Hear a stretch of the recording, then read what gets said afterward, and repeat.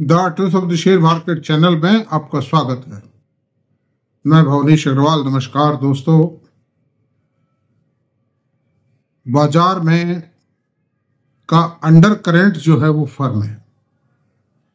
कई शेयर महीनों बाद न्यू हाई टच कर रहे हैं। जैसे आप देखिए, मझगांव का शेयर है, हिंदुस्तान एरोनॉटिक्स का शेयर है, लाइफ टाइम हाई नहीं कर रहे हैं, कर लेंगे, लेकिन कई महीनों बाद में ये एक नया हाई टच करें, 6 महीने बाद मान लीजिए आप। और भारत इलेक्ट्रॉनिक्स ने भी नया हाई टच किया है। वारी एनर्जी भी कमर कस रहा है ऊपर बढ़ने के लिए।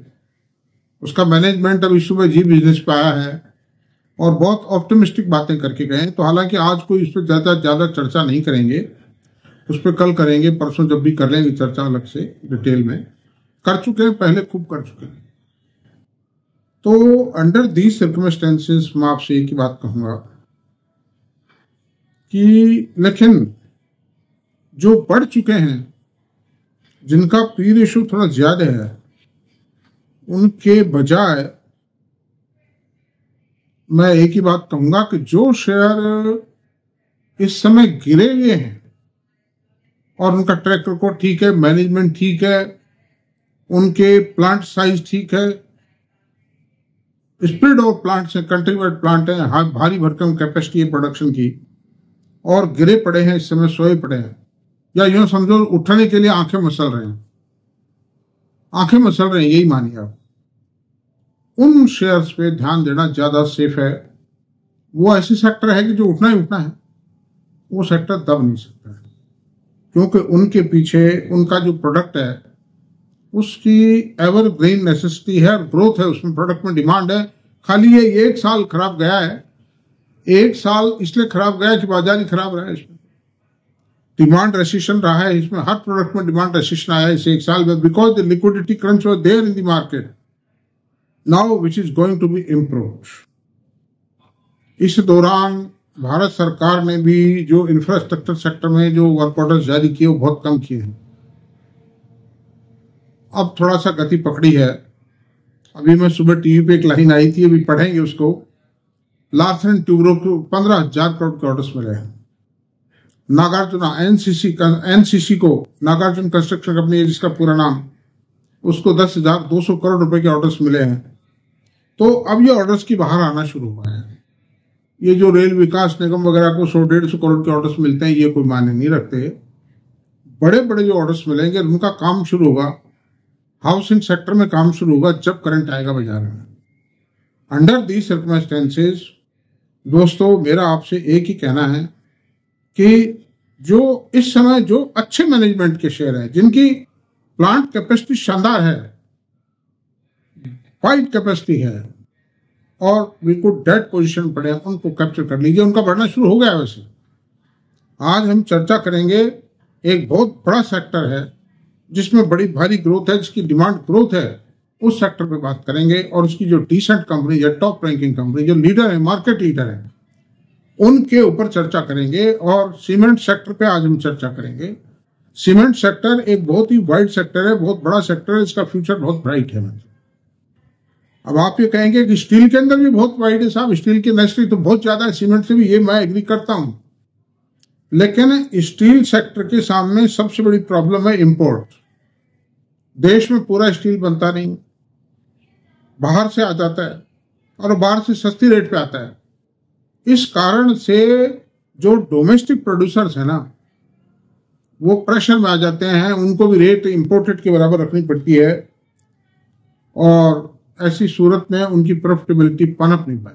वरना तो स्टील की भी आवश्यकता तो बहुत ज्यादा है।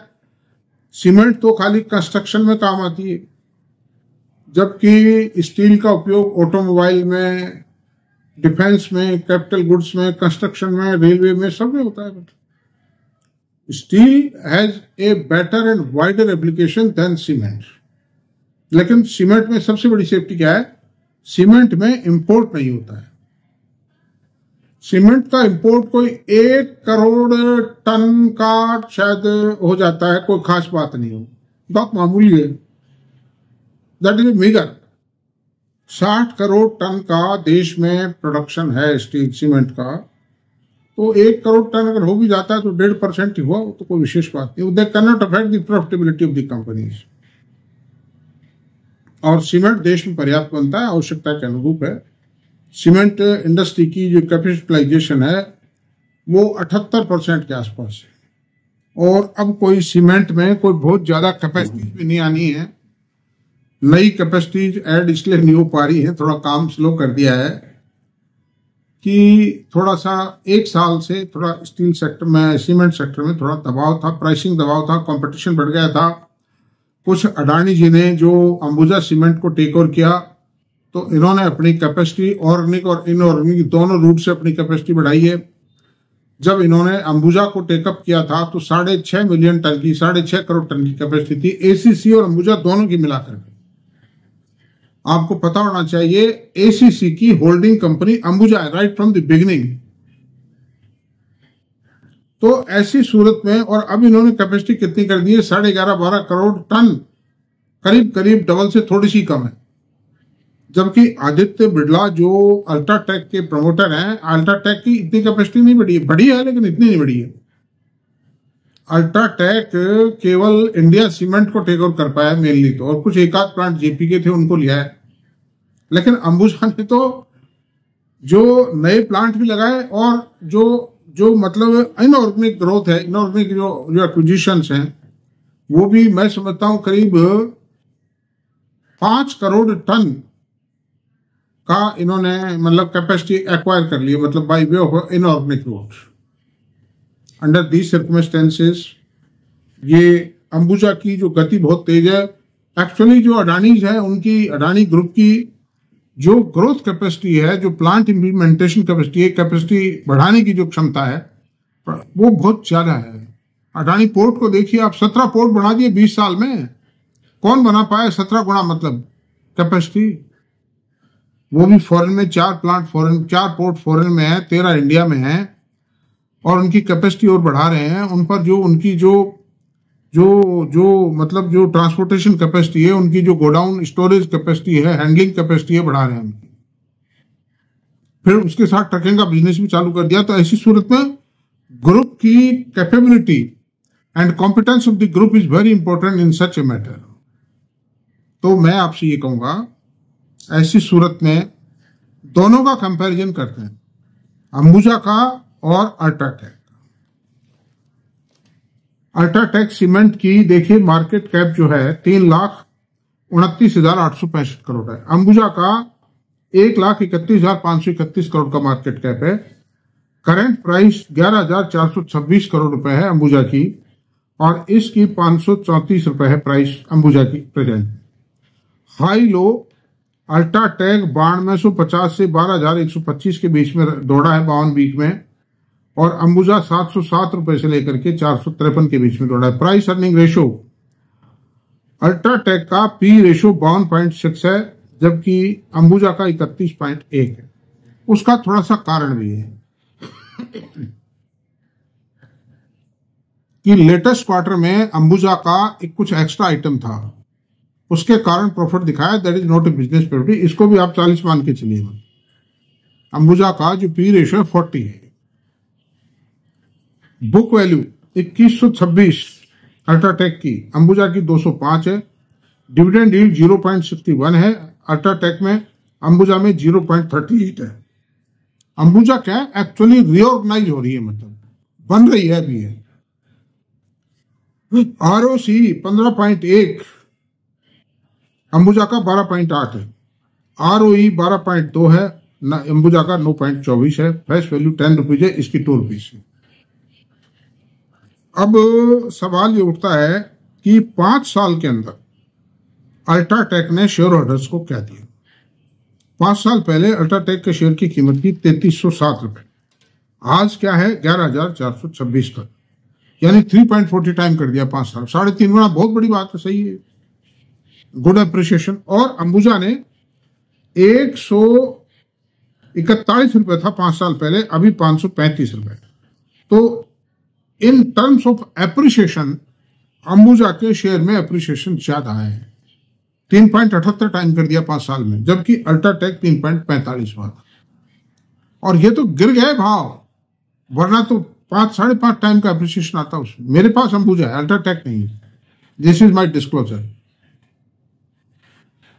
आई like Ambuja because the growth in Ambuja, capacity addition है, एक्सपांशन है, डाइवर्सिफिकेशन है, कोस्ट सेविंग मेजर्स है, कोल माइनिंग एक्वायर करना है, लाइमस्टोन जो माइंस है उनको एक्वायर करना है, और फिर जो इंटीग्रेशन है, जैसे पावर अंदर ही कैप्टिव पावर प्लांट्स लगाना है, वेस्ट हीट ट्रीटमेंट प्लांट्स लगाना है। ये सब जो अंबुजा की जो रफ्तार है अडानीज की, वो बहुत ज्यादा है अल्ट्राटेक के मुकाबले।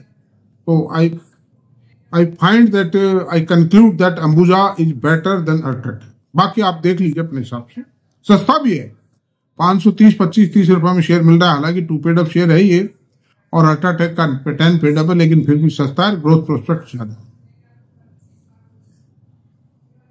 ऑपरेटिंग प्रॉफिट मार्जिन 17% है, और इसका 15% है अडानी का, मतलब अंबुजा का 15% है।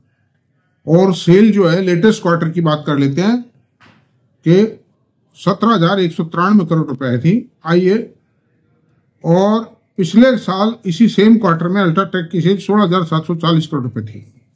तो सेल ज्यादा आई है, लेकिन मार्जिन गिरे हैं इसके। जहां अल्ट्राटेक के मार्जिन 18-19% होते थे, वो गिर के 17 आ गए। सेल तो इसलिए बढ़ी है, कैपेसिटी बढ़ा दी उन्होंने बहुत ज्यादा। और अंबुजा की पोजीशन ये है, अंबुजा की सेल 9329 करोड़ रुपए आई है, पिछले साल 8129 करोड़ रुपए। इन्होंने भी कैपेसिटी धुआंधार बढ़ाई है। और प्रॉफिट है, जो प्रॉफिट में बढ़त आई है, 1471 करोड़ का प्रॉफिट आया अल्ट्राटेक का, जो 17% घट के आया है। इसीलिए मैं कह रहा हूं, एनालिसिस कर रहा हूं कि ये time, this is the right time to acquire these shares. और अंबुजा का एक्स्ट्रा आइटम के कारण प्रॉफिट 2.5 गुना से भी ज्यादा हो गया, लेकिन वो ये प्रॉफिट ज्यादा 16-17 करोड़ मान के चलिए आप, मतलब इससे ज्यादा प्रॉफिट नहीं है, एक्चुअल प्रॉफिट बिजनेस प्रॉफिट। और अर्निंग पर शेयर 50.90 है अल्ट्राटेक की। लास्ट सेम क्वार्टर में 61.55 थी। इस साल अर्निंग पर शेयर 8.59 अंबुजा की, पिछले साल 4.15 थी, लेकिन 8.59 मत मानिए, इस ईपीएस को 5.5 रुपए मानिए। तो भी ग्रोथ है, पिछले साल के मुकाबले ग्रोथ है। और इनकी अल्ट्राटेक की जो कैपेसिटी है वो करीब 16 करोड़ टन है, और अंबुजा की, एसीसी और अंबुजा की दोनों की मिला के 12 करोड़ टन की कैपेसिटी। दोनों के अंदर कैपेसिटी एडिशन बहुत जबरदस्त हो रहा है। और अडानीज का ये कहना है कि हम हमारी कैपेसिटी 14 करोड़ टन सन 2028 तक कर देंगे। हालांकि कभी कोई स्टेटमेंट आता, कभी कोई, लेकिन आप 12, 13, 14, 15 टन तो कर देंगे, 14 करोड़ टन तो कर देंगे अंबुजा। और अल्ट्राटेक भी बढ़ा रही है कैपेसिटी को, चल रहे हैं प्लांट्स में। अल्ट्राटेक ने ज्यादातर जो कैपेसिटी बढ़ाई हो by way of organic growth बढ़ाई। और जो अंबुजा सीमेंट है, इन्होंने प्लांट दुनिया भर के मतलब एक्वायर की, और प्लांट और भी अच्छी सीमेंट कंपनियां हैं। डालमिया भारत बहुत अच्छी कंपनी है, ईस्ट इंडिया के अंदर छोटी सी इक्विटी है इनकी, बहुत बड़ी कंपनी है, 3 करोड़ टन की कैपेसिटी है। जेके लक्ष्मी सीमेंट, ये नॉर्थ में और साउथ में दोनों जगह है। 18 मिलियन टन की कैपेसिटी है, और ये व्हाइट सीमेंट भी बनाती है, पुट्टी भी बनाती है। जेके सीमेंट भी पुट्टी बनाती है और व्हाइट सीमेंट भी बनाती है। और जेके सीमेंट की कैपेसिटी 3 मिलियन टन की है, 30 million tonne, 3 crore tonne. Birla Corporation 2 crore tonne की कैपेसिटी है। This is also a good player, जो हर्ष लोढ़ा इसके मैनेजिंग डायरेक्टर हैं। बिरला की है ये, लेकिन वो बिरला, माधव प्रसाद बिरला की डेथ हो गई, उसके बाद में वो वसीयत कर गए थे आर.एस. लोढ़ा, जो इनके फादर थे हर्ष लोढ़ा के, इसलिए इनके पास है ये। अभी मुकदमेबाजी चल रही थी, चलती रहती है। This is the position. और मेरे पास जेके लक्ष्मी सीमेंट भी है और बिरला कॉर्पोरेशन भी है। तो जो भी आपको पसंद हो, जो देख लें, अपने फाइनेंशियल एडवाइजर से बातचीत करके तय करें। मेरा काम तो खाली आपको इसके फैक्ट्स एंड फिगर्स बताना था, एनालाइज करना। तो दोस्तों इतना ही है। Thank you very much. यहीं समाप्त करते हैं चर्चा को। आपको मेरा वीडियो पसंद आया तो प्लीज इसको सब्सक्राइब करें, लाइक करें।